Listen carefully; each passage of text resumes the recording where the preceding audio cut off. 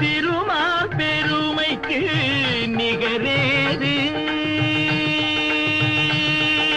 திருமால் பெருமைக்கு நிகழேது. உந்தன் திருவடி நிழலுக்கு இணையேது.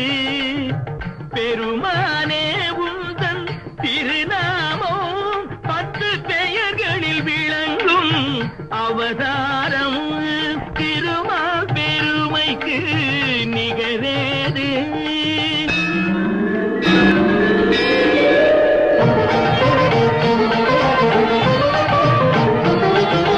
நாராயணா என்னும் திருநாமம் நிலை நாட்டிட இன்னும் ஒரு அவதாரம்.